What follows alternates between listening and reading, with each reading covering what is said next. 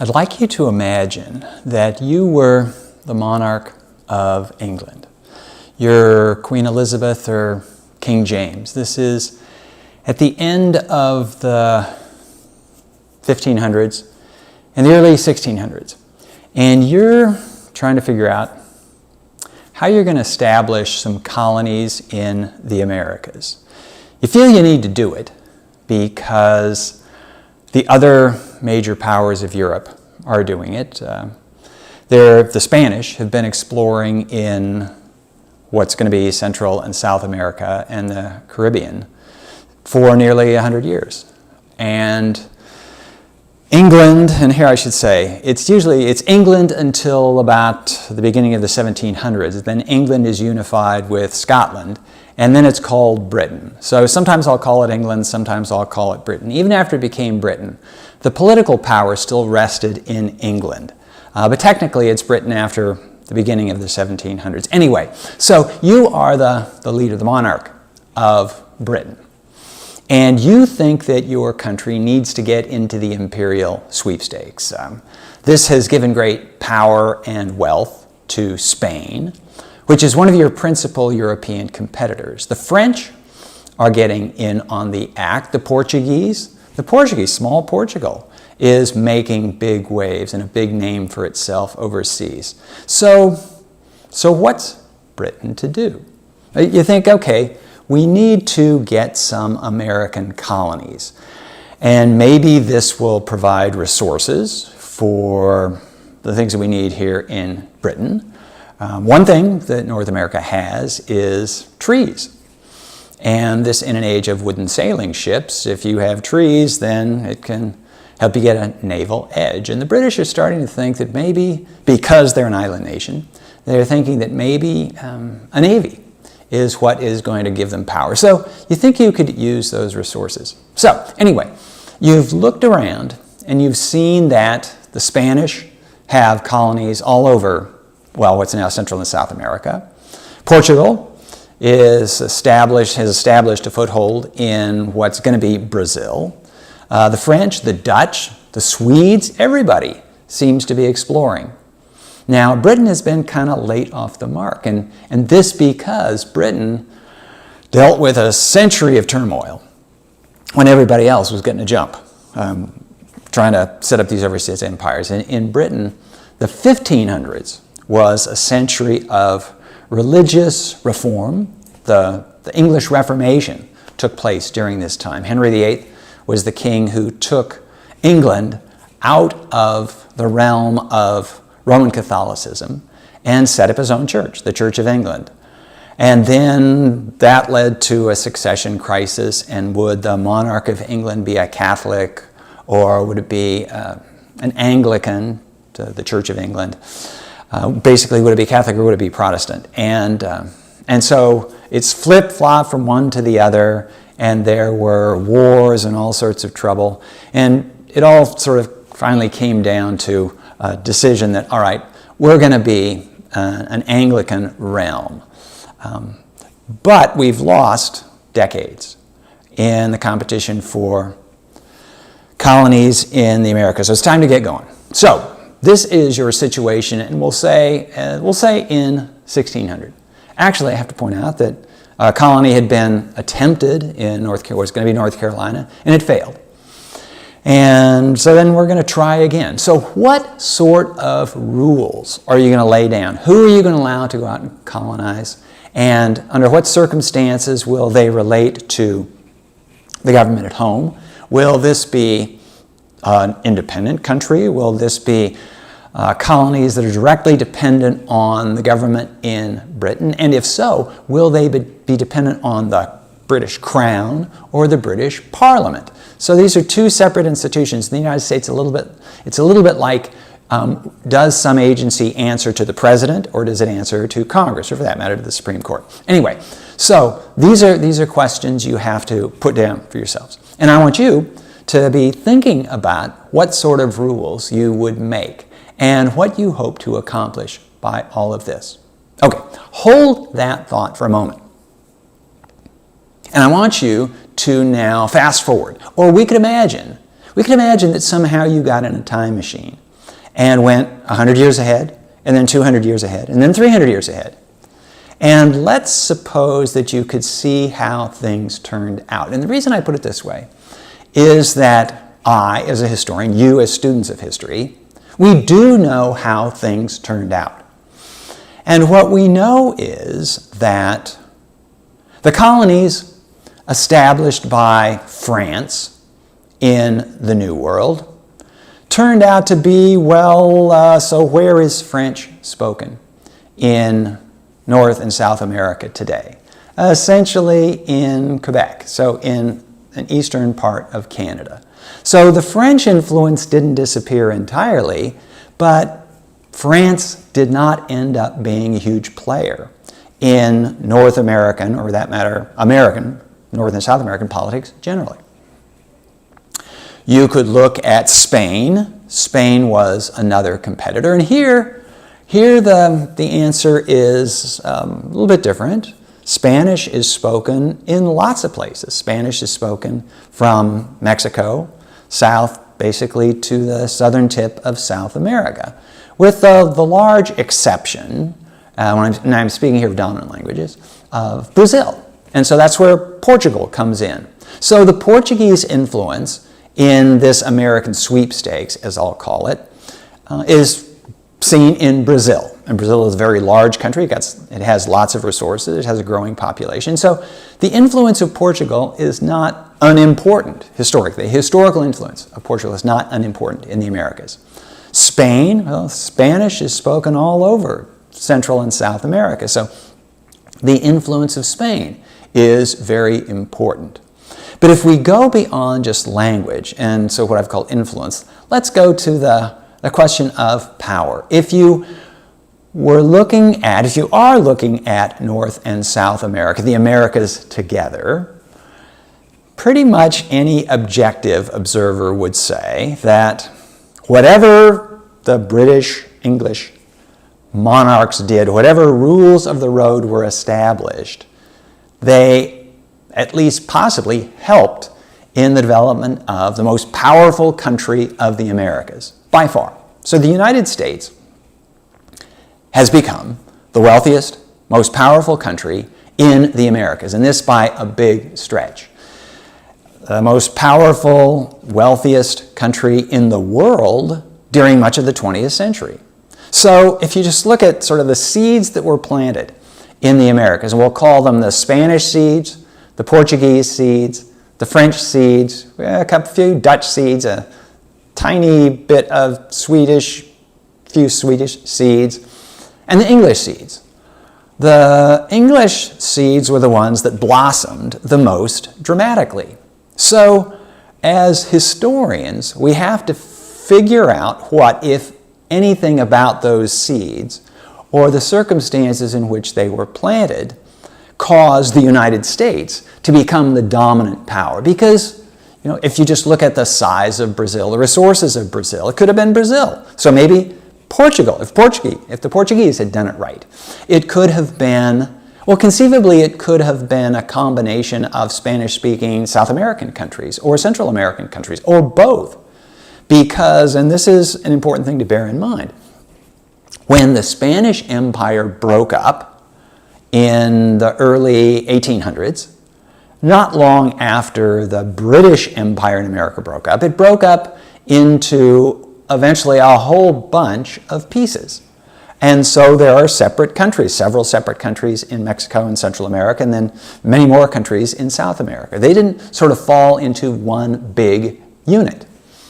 When the British Empire broke up in North America, it broke up primarily into one big piece. Canada, well, I should say geographically, Canada is the same size as the United States, essentially. So Canada is still there, but in terms of number of people and influence of the world, the United States has been this whale, and Canada has been a respectable, small fish. Anyway, so this is the thing we're going to try to explain. And we're going to go back to this question of what sort of rules do you lay down? And I will tell you what kind of rules the Spanish and the French and the Portuguese laid down. We'll focus on the Spanish and the French because they're the ones who have the most influence in the regions surrounding the United States. And one of the things that they specified, well, there are two things really that the French and the Spanish both specified. And that was that the people sent out to the colonies, they had to be demonstrably loyal to the government, and in addition, or maybe in particular, they had to be loyal to the dominant faith. I mentioned the English Reformation. Well, there was a Reformation all over Europe. In the Reformation and the broader European Reformation, France as a country stayed with the Catholic Church. There were a lot of French Protestants, and there was trouble in France for a while, but France finally landed on the side of, well, where it had been, of Roman Catholicism. And the Spanish remained Catholic as well. And so, partly because of this, maybe largely because of this, the governments of Spain and France were insisting on the loyalty to the government of the country, France, Spain, respectively, and loyalty to the Catholic Church. So you had to be a Roman Catholic in good standing, and you had to be demonstrably loyal to the government when you went out. Furthermore, so that's one thing. There is this kind of loyalty. The second thing is that the colonies established by the Spanish in particular, and the French to a somewhat less degree, were top-down affairs. So these were directed by the government. The government said, this is where you're going to go, this is what you're going to do, this is the way these things are going to be run. The result of this was that people went out to the Spanish colonies, people went out to the French colonies, primarily Canada, but also colonies in the West Indies. And they were kind of upstanding citizens in good standing and loyal to the church. And they weren't boat rockers. They weren't people who were used to having things their own way, perhaps in opposition to the government. Okay, keep that in mind. Because the rules laid out by the British government were rather different, were quite different. In fact, it's not even clear they should be called rules, but let's just say the circumstances under which the British colonies could be established were, well, rather different. Then the first thing is that, and this is important, so if you are a monarch someday and you're thinking of establishing an empire, bear this in mind, that if one of the things you can use your empire for, one of the things you can use your colonies for, is to get rid of rambunctious people. In any society, but some more than others, there are people who just don't, they didn't drink the Kool-Aid, and they don't agree with the dominant mode of thinking about politics or religion or whatever it might be. And you have to figure out what to do with them. If you're really repressive as a regime, then you can throw them in jail. Conceivably, if they do things that are drastically threatening, as you see it, you can execute them. If they act like witches or heretics or something, you can burn them at the stake. You can hang them as traitors, something like that. But it's a tough way to govern because it makes all sorts of people unhappy beyond the people who actually suffer the punishment itself. So if you had a way of, let's just say, exporting your troubles, you might consider taking it up. Now, different regimes have done this in various ways. The Tsarist regimes in Russia, the Russian monarch, the Tsar, often did something like this by sending troublemakers, dissidents, into a kind of internal exile, sent them off to Siberia. Siberia was part of Russia, but it was far away, and you basically got them out of your face, out of your hair. What the British did was to, get rid of people that they didn't like and just let them go to America. So the first set of troublemakers who went to America were the dissidents on the religious question. These were the separatists who they wanted to separate from the Church of England. They believed that the Church of England had gone wrong, and they didn't want to abide by the rules of the Church of England. And they first separated by going to Holland, the Netherlands. And they thought, okay, we're going to get out of England because we can never worship the way we want. We can never be free from hassles if we stay in England. So they went off to Holland. And they spent a decade or so there. And they discovered something that is going to turn out to vex them even more later. But they found that in the Netherlands, they were allowed to worship the way they wanted. And it was fine for the adults, essentially, but the kids were growing up as these little Dutch boys and girls because their neighbors spoke Dutch, and they were just adapting to the new country, which is the way the kids of immigrants pretty much always respond. So these separatists, they decide, no, this isn't going to work. We're going to have to go somewhere else. And the else they go to is to New England. They don't want to go back to Old England because they got bad memories there, and there's no reason to think they're going to be treated any better than they were when they left. But they go to New England, and they're allowed to do this by the British monarch. And this is key. You, as the British monarch, you have made this decision that you are going to allow your dissenters to go off to America. And you can kill two birds with one stone here. You can get rid of your troublesome people. And secondly, you can find people who will go to these colonies and establish settlements. Getting people to go to America wasn't that easy. In the first place, most people don't really want to get up and emigrate from the places that they were born and go far away, even if the place they're going to is a pretty nice, civilized spot. But if it's in the middle of the wilderness, and if there are no cities and there are no sort of obvious means of sustenance there, it's an even bigger ask. But if those people are driven by religious motives, and they're going to go because that's where they must go to practice their faith in the way they want to, then, okay, that's the way to work it out. So the British Crown decides to let the separatists, and when they go to America, we call them in American history, the Pilgrims. And they establish this foothold in New England. And it works out okay so that they're followed. It's a relatively small group that goes out, just several hundred, who go out in the first wave, arriving in 1620. But 10 years later, a second wave comes on, and this is a much larger group of Puritans. Now, the Puritans, they also dissented from the orthodoxy of the Anglican Church. They were a little bit more established, and they wanted to wait to see if something was actually working in Massachusetts. And when they saw that the Pilgrims established a foothold and it was working okay, off they went. But the same principle was at work here. These were people who were going to cause problems for the British government, for the English government, if they stayed in England. So let them go. Let them go out to the colonies. How much trouble can they cause separated from England by 2,000-3,000 miles of ocean, depending on where they are? So anyway, it's an insight that maybe occurs to you as the British monarch after the fact. Boy, weren't we smart. But the effect of this is to, as I say, not only get rid of your troublemakers, but secondly, provide a nucleus of population for the colonies. And this turns out to be critical. I should add that not all the English colonies were established this way. The Virginia colony, these were people who were not religious dissenters, but they were a little bit kind of rambunctious on their own. These were people who wanted to make lots of money.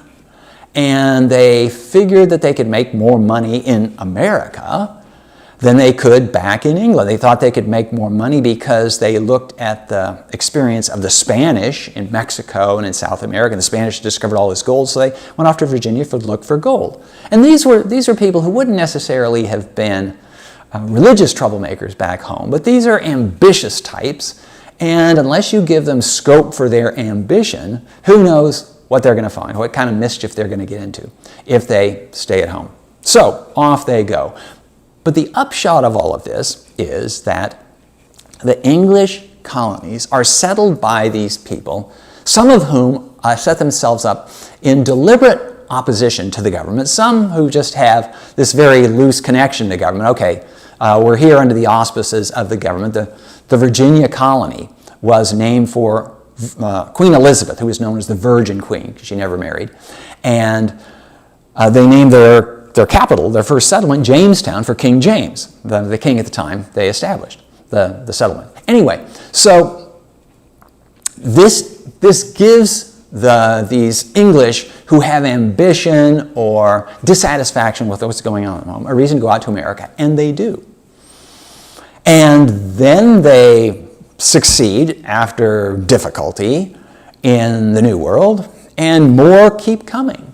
But still, the basic rule remains in England. If you don't like it in England, you can go to America. And in fact, it gets to the point, about 100 years after the first colonies are settled, that America becomes the dumping ground for people who otherwise would be in prison in England. So Georgia became a penal colony, penal for penalty, and this was where convicted felons would be sent.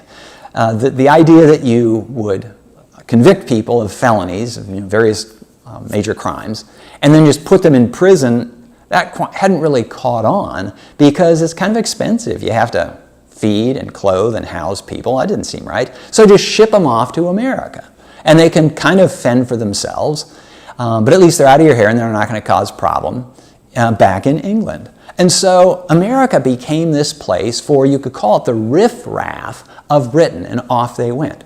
But because it was this, there were all sorts of people who went, in part because they didn't have any better place to go, but they wanted to go. Now, hold that thought and now compare it with what was going on in France and in Spain. So in the case of the French, to go to Canada, you had to be, as I say, in good standing with the French government. To go to the Spanish colonies, you had to be in good standing with the Spanish government. And the result of this was that not many people wanted to go, because the people who were in good standing with the government were people who were usually successful and reasonably happy at home.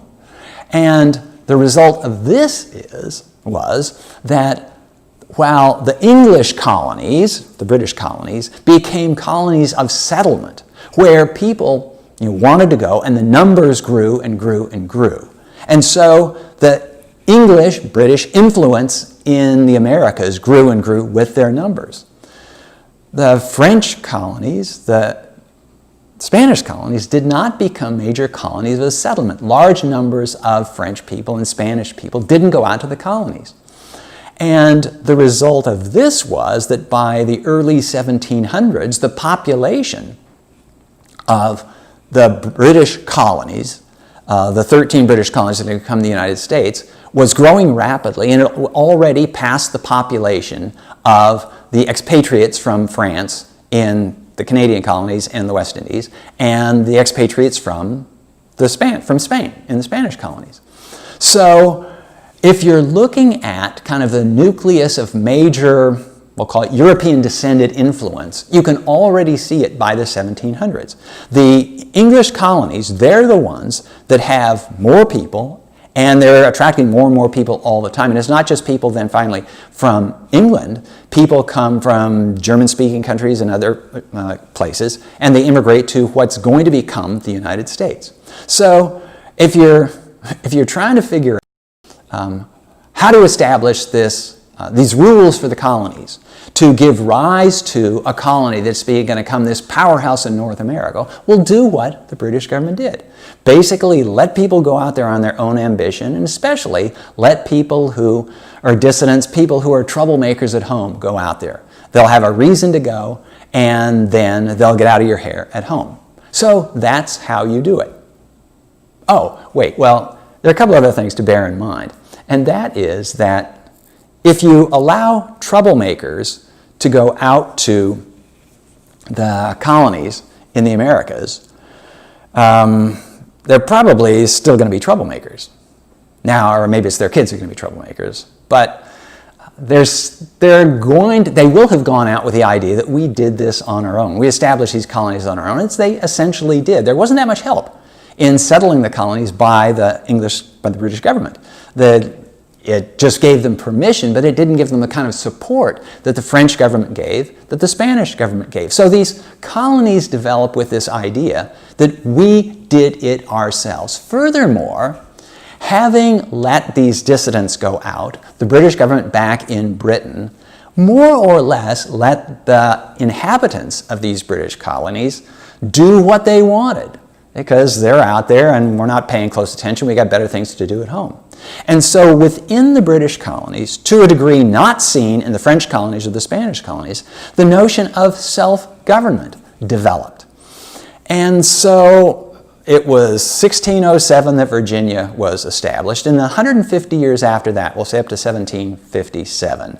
During that century and a half, the Americans, I'll call them the Americans, so these are the people who go out from Britain to the American colonies, establish themselves. Sometimes they thought of themselves as Americans, sometimes they thought of themselves as Massachusetts men and women, and Pennsylvanians and Virginians and so on. But they thought that they tended to think that their first loyalty lay to their Virginia colony or Pennsylvania or whatever. And they were used to the idea that the British government would not try to tell them what to do. Well, time would come, as we will see, that the British government decided, you know what, we need to start telling them what to do, because they're getting these notions that they're way too independent.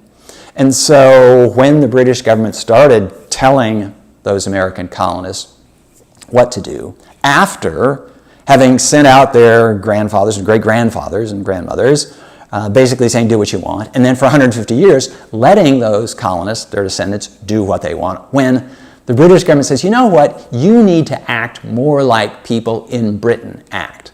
Well, this would come as a slap in the face to those Americans, because their thinking was, you didn't like us when we were back in England. You didn't like us, our ancestors, and you've been allowing us to mind our own business ever since. So why the big change? And furthermore, we're not going to agree with this change. And this disagreement over who these people were in the colonies and what their connection to the mother country Britain was would give rise to the American Revolution. So, if you're now thinking, once again, you are trying to make the rules for this empire, and we'll say that you're sitting here on your throne in 1607 when the Virginians are about to head out.